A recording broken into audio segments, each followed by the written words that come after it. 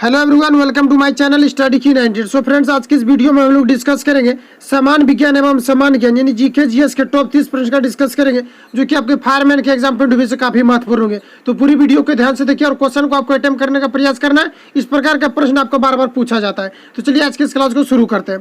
पहला प्रश्न कुछ इस प्रकार से यहाँ पर आपको 1 नंबर में पूछा जा रहा है, ऑल इंडिया मुस्लिम लीग का गठन कहाँ हुआ था। तो बताइए कि ऑल इंडिया मुस्लिम लीग का गठन कहाँ पर हुआ था, इसके बारे में यहाँ पर आपको पूछा जा रहा है। ऑप्शन ए में दिया हुआ Lahore, option B Aligarh, option C Lucknow, option D Dhaka. तो यहाँ पर अगर कटक आंसर की अगर हम बात करें तो ऑल इंडिया मुस्लिम लीग की जो स्थापना आपका किया गया था ये आपका ढाका में किया गया था। ऑप्शन यहाँ पर आपका डी करेक्ट हो जाएगा। अगर हम बात करें कि कब किया गया था तो ये आपका किया गया था 30 दिसंबर को। कब किया गया था तो ये आपके 30 दिसंबर को किया गया था। 1906 में किया गया था। 1906 में इसका स्थापना किया गया था। ऑप्शन यहाँ पर आपका डी करेक्ट हो जाएगा। नेक्स्ट आगे बढ़ते हैं। नेक्स्ट यहाँ पर हमको 2 नंबर में पूछा जा रहा है, टाइटन एक उपग्रह है। तो बताइए टाइटन जो है ये किसका एक उपग्रह, ये आपको यहाँ पर पूछा जा रहा है। तो टाइटन की अगर हम बात करें तो ऑप्शन ए में दिया हुआ शनि, ऑप्शन बी बृहस्पति का, ऑप्शन सी मंगल, ऑप्शन डी शुक्र का। तो यहाँ पर अगर हम करेक्ट आंसर की बात करें तो टाइटन जो है ये आपका शनि का एक उपग्रह है। ऑप्शन यहाँ पर आपका ए करेक्ट हो जाएगा। इसके अलावा अगर हम बात करें तो टाइटन का जो उपग्रह जो खोज किया गया था ये पूछा जाता है किसके द्वारा किया गया था। तो ये आपका क्रिस्टियन हाइगन्स के द्वारा किया गया था। किसके द्वारा, तो क्रिस्टियन हाइगन्स के द्वारा किया गया था और ये 1655 में आपका इसका खोज किया गया था। ऑप्शन यहाँ पर एक करेक्ट हो जाएगा। बृहस्पति की अगर हम बात करें तो बृहस्पति के बारे में पूछा जाता है कि बृहस्पति के कितने उपग्रह है। तो उपग्रह की अगर हम बात करें तो ये 63 उपग्रह आपका बृहस्पति का है। इसके अलावा अगर मंगल की बात करें तो मंगल को लाल ग्रह के नाम से जाना जाता है, क्योंकि मंगल में लो ऑक्साइड की मात्रा होने के कारण से यह लाल दिखाई देता है। पूछा जाता है मंगल किस ग्रह को लाल ग्रह के नाम से जाना जाता है, तो ये आपके मंगल को जाना जाता है। शुक्र की अगर हम बात करें तो इवनिंग स्टार और मॉर्निंग स्टार भी शुक्र को कहा जाता है। और सबसे चमकीला तारा की अगर हम बात करें तो ये सूर्य को कहा जाता है। सबसे गर्म तारा की अगर हम बात करें तो ये शुक्र को ही कहा जाता है। तो इतने फैक्ट आपको यहाँ से याद रखना है। ऑप्शन यहाँ पर आपका एक करेक्ट हो जाएगा कि टाइटन जो है आपका ये एक शनि का उपग्रह है। तो ऑप्शन ए यहाँ पर आपका करेक्ट हो जाएगा। नेक्स्ट आगे बढ़ते हैं। नेक्स्ट यहाँ पर हमको 3 नंबर में पूछा जा रहा है, इंडिया विंस फ्रीडम किसकी आत्मकथा है। तो बताइए इंडिया विंस फ्रीडम किसकी आत्मकथा ये आपको यहाँ पर बताना। Option A Abdul Kalam Azad, option B Mohammad Ali, option G Zakir Hussain, option D sir Syed Ahmad Khan. तो यहाँ पर अगर हम बात करें कि इंडिया विंस फ्रीडम जो ये किसके द्वारा लिखा गया है तो ये मौलाना अब्दुल कलाम आजाद के द्वारा लिखा गया है। ऑप्शन यहाँ पर आपका एक करेक्ट हो जाएगा। अगर हम बात करें कि इस पुस्तक का जो प्रकाशन हुआ था इंडिया विंस फ्रीडम का ये कब हुआ था, ये तो 1957 में इसका प्रकाशित किया गया था, इसको प्रकाशित किया गया था। ऑप्शन यहाँ पर आपका एक करेक्ट हो जाएगा। नेक्स्ट आगे बढ़ते हैं। नेक्स्ट यहाँ पर आपको 4 नंबर में कुछ इस प्रकार से यहाँ पर पूछा जा रहा है, भारत में सबसे लंबा राष्ट्रीय राजमार्ग है। तो बताइए कि भारत का सबसे लंबा राष्ट्रीय राजमार्ग ये कौन सा है, ये आपको यहाँ पर बताना है। Option A NH2, option B NH3, option C NH7, option D NH8। तो यहाँ पर अगर करेक्ट आंसर की अगर हम बात करें तो NH7 जो है नेशनल हाईवे 7 जो है ये भारत का सबसे लंबा राष्ट्रीय राजमार्ग है। तो ऑप्शन यहाँ पर आपका सी करेक्ट है। अगर इसकी हम लंबाई की बात करेंगे, इसका लंबाई कितना है तो ये आपका 2369 किलोमीटर इसकी लंबाई है। 2369 किलोमीटर इसकी टोटल लंबाई है। अगर हम बात करें ये कहाँ से कहाँ तक जोड़ती है तो ये आपके वाराणसी से लेकर के ये आपके कन्याकुमारी को जोड़ती है। कहाँ से कहाँ तक, तो वाराणसी से लेकर के ये आपके कन्याकुमारी को जोड़ती है। कन्याकुमारी कहाँ है तो ये आपके तमिलनाडु में है। अगर वाराणसी की बात करें तो आपके उत्तर प्रदेश यूपी में पड़ता है। तो यहाँ से यहाँ कर लेकर के अगर पूरी लंबाई की बात करें तो 2369 किलोमीटर है। और ये जो NH7 के द्वारा जोड़ा जाता है, किसके द्वारा, तो ये आपके NH7 के द्वारा जोड़ा जाता है, जो भारत का सबसे लंबा राष्ट्रीय राजमार्ग है। तो ऑप्शन यहाँ पर आपका सी करेक्ट हो जाएगा। नेक्स्ट आगे बढ़ते हैं। नेक्स्ट यहाँ पर आपको 5 नंबर में पूछा जा रहा है, मिजोरम की राजधानी है। तो बताइए कि मिजोरम की कैपिटल क्या है, ये आपको यहाँ पर बताना है। Option A Imphal, option B Shillong, option D Aizawl, option D Kohima. तो यहाँ पर अगर हम करेक्ट आंसर की बात करें तो ये आपका हो जाएगा आइजोल, क्योंकि मिजोरम की जो कैपिटल है ये आपका क्या है तो ये आपका आइजोल है। नेक्स्ट आगे बढ़ते हैं। नेक्स्ट यहाँ पर 6 नंबर में पूछा जा रहा है, निम्न में से कौन सा बंदरगाह एक ज्वार बंदरगाह है। तो बताइए कि निम्न में से कौन सा बंदरगाह आपका ज्वार बंदरगाह, ये आपको यहाँ पर बताना है। तो यहाँ पर आपका correct answer option number B हो जाएगा। कांडला बंदरगाह जो ये आपका क्या है तो ये आपका एक प्रकार का ज्वार बंदरगाह है। अगर हम बात करें कि कांडला बंदरगाह की स्थापना की अगर हम बात करें ये कब इसका निर्माण किया गया था तो 1950 में इसका निर्माण किया गया था। ऑप्शन यहाँ पर आपका बी करेक्ट हो जाएगा। नेक्स्ट आगे बढ़ते हैं। नेक्स्ट यहाँ पर आपको 7 नंबर में पूछा जा रहा है निम्नलिखित में से किस देश की मुद्रा रैंड है। तो बताइए किस देश की मुद्रा रैंड है, ये आपको यहाँ पर पूछा जा रहा है। तो इसकी अगर हम बात करें तो सारा प्रश्न आपका जो एग्जाम नोटिफिकेशन काफी महत्वपूर्ण है, इसलिए आपको सारा को तैयार करना है और पीडीएफ आपको वीडियो की डिस्क्रिप्शन में लिंक मिल जाएगा, वहां से जाकर के आप जुड़ जाएंगे और पीडीएफ को आपको डेली रीड करते रहना, रिविजन करते रहना जब तक कि आपका एग्जाम नहीं हो जाता है। तो यहाँ पर आपको 7 नंबर में पूछा जा रहा है निम्नलिखित में से किस देश की मुद्रा रैंड है, ये आपको यहाँ पर बताना है। Option A Korea, option B Brazil, option C Italy, option D दक्षिण अफ्रीका। तो बताइए कि आपका रैंड जो है ये आपका किस देश की मुद्रा है, ये आपको यहाँ पर बताना है। इसकी अगर हम बात करें तो आपका दक्षिण अफ्रीका की मुद्रा जो है ये आपका रैंड है। तो ऑप्शन यहाँ पर आपका डी करेक्ट हो जाएगा। नेक्स्ट आगे बढ़ते हैं। नेक्स्ट यहाँ पर आपको 8 नंबर में पूछा जा रहा है निम्नलिखित में से कौन सा सर्वोत्तम विद्युत चालक है। तो बताइए कि निम्नलिखित में कौन सा विद्युत का सर्वोत्तम चालक है, ये आपको यहाँ पर पूछा जा रहा है। तो यहाँ पर अगर करेक्ट आंसर की बात करें तो ऑप्शन ए में दिया हुआ तांबा, ऑप्शन बी लोहा, option C aluminium, option D चांदी। तो करेक्ट आंसर की बात करें तो ये सभी को पता होना चाहिए और जनरली इस प्रकार का प्रश्न पूछा जाता है बार बार। ऑप्शन यहाँ पर आपका डी करेक्ट हो जाएगा कि इस विद्युत का जो सबसे अच्छा चालक माना जाता है ये आपका चांदी को माना जाता है।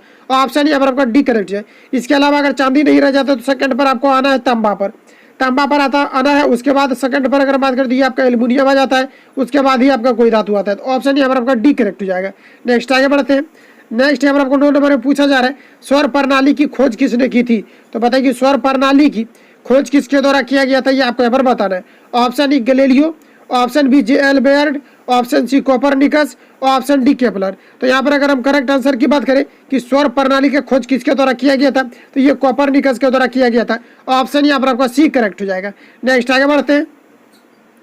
नेक्स्ट यहाँ पर आपको 10 नंबर में पूछा जा रहा है पत्तियों में हरा रंग किस कारण होता है।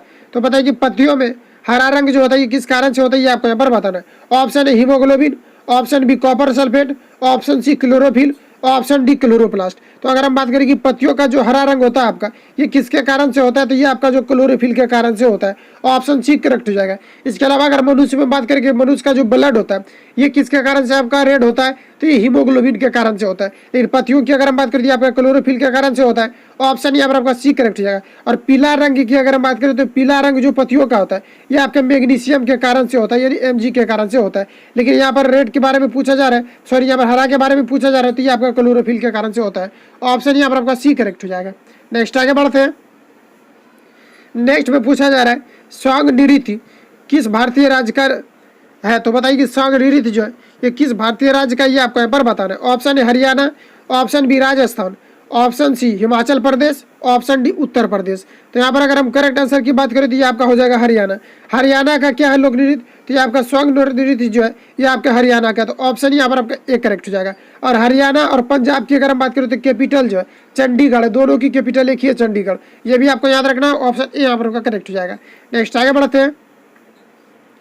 नेक्स्ट यहाँ पर आपको पूछा जा रहा है गन्ने का अधिकतम उत्पादन करने वाला राज्य है। तो बताइए कि गन्ने का उत्पादन सबसे अधिक किस राज्य में किया जाता है, ये आपको यहाँ पर बताना है। Option A Maharashtra, option B Uttar Pradesh, option C Punjab, option D Bihar. तो यहाँ पर अगर करेक्ट आंसर की बात करें तो ये आपका हो जाएगा उत्तर प्रदेश। गन्ने की अगर बात किया जाए तो ये सबसे अधिक की बात करें तो ये आपका उत्तर प्रदेश में होता है। ऑप्शन यहाँ पर आपका बी करेक्ट हो जाएगा। इसके अलावा अगर हम यहाँ पर बात करें तो महाराष्ट्र में चीनी का मिल जो सबसे ज़्यादा कहाँ पर है, तो ये महाराष्ट्र में सबसे ज़्यादा चीनी का मिल है। लेकिन गन्ने की अगर बात किया जाए तो यहाँ पर ऑप्शन बी करेक्ट हो जाएगा। और पूछा जाता है गन्ना जो किस प्रकार का फसल है, तो ये आपका एक रोपण फसल है। किस प्रकार का रोपण फसल है, इसको भी याद रखना है। ऑप्शन यहाँ पर आपका बी करेक्ट हो जाएगा। नेक्स्ट आगे बढ़ते हैं। नेक्स्ट यहाँ पर आपको 13 नंबर में पूछा जा रहा है ध्यानचंद ट्रॉफी किस खेल में दी जाती है। तो बताइए कि ध्यानचंद ट्रॉफी जो है ये किस खेल में दी जाती है, आपको यहाँ पर बताना है। Option A hockey, option B football, option C badminton, option D cricket. तो यहाँ पर करेक्ट आंसर की बात करें तो ध्यानचंद जो ट्रॉफी है आपका ये आपका हॉकी के क्षेत्र में दिया जाता है। ऑप्शन यहाँ पर आपका ए करेक्ट हो जाएगा। नेक्स्ट आगे बढ़ते हैं। नेक्स्ट यहाँ पर आपको पूछा जा रहा है मनुष्य के लिए सबसे अधिक हानिकारक विकिरण कौन सी है। तो बताइए कि मनुष्य के लिए सबसे हानिकारक विकिरण कौन सी है। तो ये सभी को पता होना चाहिए कि मनुष्य के लिए सबसे हानिकारक विकिरण होता है ये पराबैंगनी किरण होती है, जो कि त्वचा को जला देती है और त्वचा कैंसर ये उत्पन्न करती है। ऑप्शन यहाँ पर आपका डी करेक्ट हो जाएगा।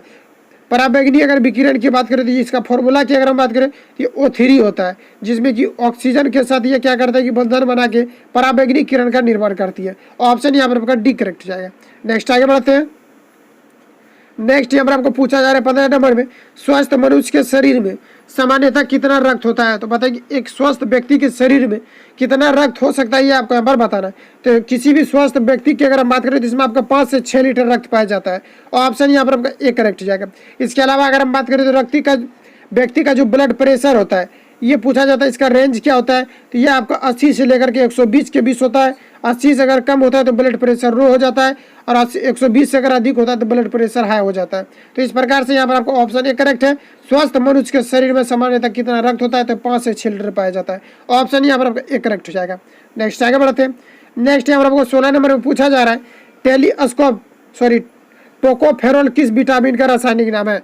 तो पता है कि टोकोफेरोल किस विटामिन का रासायनिक नाम है, ये आपको यहाँ पर पूछा जा रहा है। तो टोकोफेरोल की अगर हम बात करें तो ये विटामिन ई का जो रासायनिक नाम होता है ये आपका जो है टोकोफेरोल होता है। अगर विटामिन हम डी की बात करें तो विटामिन डी का आपका होता है कैल्सीफेरोल। विटामिन ए की अगर हम बात करें तो ये आपका होता है रेटिनॉल, इसका केमिकल नाम। ऑप्शन अगर सी की बात करें, यहाँ पर जो विटामिन सी की अगर हम बात करें तो इसका होता है आपका एस्कॉर्बिक एसिड होता है। तो करेक्ट आंसर की अगर हम बात करें तो यहाँ पर आपका ऑप्शन बी हो जाएगा कि टोकोफेरोल जो आपका किस विटामिन का रासायनिक नाम है? तो ये आपका जो विटामिन ई का रासायनिक नाम है। ऑप्शन यहाँ पर आपका बी करेक्ट हो जाएगा। विटामिन डी की अगर हम बात करें तो ये नेचुरल रूप से आपका सूर्य प्रकाश में सबसे अधिकतम मिलता है। इसके अलावा अगर हम बात करें तो मछली के यकृत तेल में पाया जाता है। विटामिन ए की अगर हम बात करें तो ये गाजर में सबसे ज़्यादा पाया जाता है, और विटामिन ए के कारण से रतौंधी नामक बीमारी होती है। विटामिन डी की अगर हम बात करें तो विटामिन डी के कारण से हड्डी टेढ़ी मेढ़ी हो जाती है, जिसको हम रिकेट्स की बीमारी के नाम से जानते हैं। विटामिन सी की अगर हम बात करें तो इससे बाल झड़ने लगता है जब विटामिन सी की कमी हो जाती है। और विटामिन सी सबसे ज़्यादा कहाँ पर मिलेगा? तो अमला में मिलता है विटामिन सी सबसे ज़्यादा, जिसको हम एस्कॉर्बिक एसिड के नाम से जानते हैं। तो यहाँ पर आपको ऑप्शन बी करेक्ट हो जाएगा, टोकोफेरोल विटामिन ई की नाम है। नेक्स्ट आगे बढ़ते हैं। नेक्स्ट यहाँ पर आपको 17 नंबर में पूछा जा रहा है कार्य मात्रक है। तो बताइए कि कार्य का इकाई क्या होती है, ये आपको यहाँ पर बताना है। तो कार्य की इकाई की अगर हम बात करें तो ऑप्शन ए में जो आपको यहाँ पर दिया है watt, option B newton, option C dyne, option D joule दिया हुआ है। तो यहाँ पर अगर करेक्ट आंसर की अगर हम बात करें तो कार्य का जो एसआई यूनिट आपका होता है ये आपका जूल होता है। तो ऑप्शन यहाँ पर आपका डी करेक्ट हो जाएगा। नेक्स्ट आगे बढ़ते हैं। नेक्स्ट यहाँ पर आपको 18 नंबर में पूछा जा रहा है पार्सेक इकाई है। तो बताइए कि पार्सेक जो है ये किसकी इकाई होती है, आपको यहाँ पर बताना है। तो पार्सेक की अगर हम बात करें तो ये आपका दूरी की इकाई होती है, ये आपका दूरी की इकाई होती है। इसके अलावा अगर हम बात कर ले यहाँ पर तो दूरी की जो सबसे आपका इकाई माना जाता है कि दूरी की सबसे बड़ी इकाई क्या है, तो ये पार्सेक ही आपका जो होता है ये आपका दूरी का सबसे बड़ा इकाई होता है। ऑप्शन यहाँ पर ए करेक्ट हो जाएगा। इसके अलावा पूछा जाता है कि प्रकाश वर्ष में किसको मापा जाता है? तो प्रकाश वर्ष की अगर हम बात करें तो प्रकाश वर्ष में आपका 2 खगोलीय पिंडों के बीच की दूरी को मापा जाता है। इसमें भी क्या किया जाता है? दूरी को मापा जाता है। तो ऑप्शन यहाँ पर आपका ए करेक्ट होगा। इसके अलावा अगर हम बात करें कि कोई भी वाहन के द्वारा जो दूरी जो तय किया जाता है उसको किसके द्वारा मेजर किया जाता है? तो इसको ऑडियोमीटर के द्वारा, उसको जो डिस्टेंस होता है ऑडियोमीटर के द्वारा मेजर किया जाता है। जबकि स्पीड की अगर हम बात करें तो उसको स्पीडोमीटर के द्वारा मेजर किया जाता है। तो इतने फैक्ट आपको यहाँ से याद रखना है। ऑप्शन यहाँ पर आपका एक करेक्ट हो जाएगा। नेक्स्ट आगे बढ़ते हैं। नेक्स्ट यहाँ पर आपको 19 नंबर बताना है राष्ट्रीय मतदाता दिवस कब मनाया जाता है? तो बताइए राष्ट्रीय मतदाता दिवस प्रत्येक वर्ष की तिथि को मनाया जाता है, ये आपको यहाँ पर बताना। तो ये प्रत्येक वर्ष जो आपका 25 जनवरी को मनाया जाता है। ऑप्शन यहाँ पर आपका एक करेक्ट हो जाएगा। नेक्स्ट आगे बढ़ते हैं।